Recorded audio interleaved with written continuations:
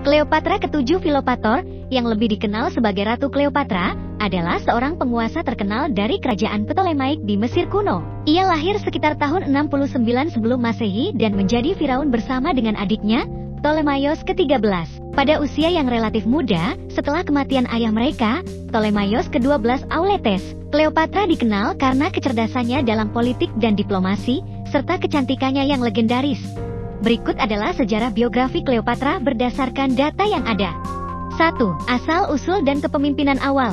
Cleopatra lahir di Alexandria, Mesir, dan merupakan anggota dinasti Ptolemaic yang merupakan keturunan dari salah satu jenderal Alexander Agung. Setelah ayahnya meninggal pada tahun 51 sebelum Masehi, Cleopatra naik tahta bersama dengan adiknya, Ptolemaios ke-13, yang masih sangat muda pada saat itu.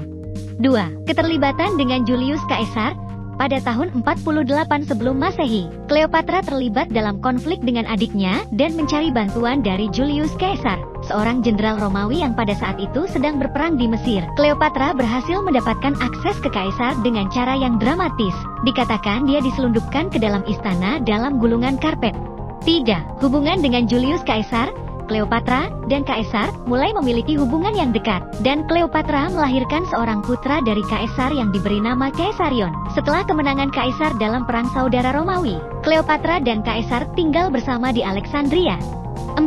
Konflik dengan Mark Antony. Setelah kematian Caesar pada tahun 44 sebelum Masehi, Cleopatra kembali ke Alexandria, di mana dia kemudian terlibat dalam hubungan dengan Mark Antony, seorang panglima militer dan politikus Romawi yang kuat. Mereka memiliki 3 anak bersama. Hubungan mereka mempengaruhi politik Romawi pada saat itu. 5. Pertempuran Actium dan kematian.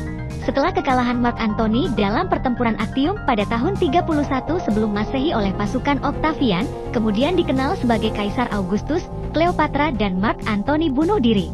Legenda mengatakan bahwa Cleopatra meninggal karena digigit ular, meskipun tidak ada bukti yang pasti.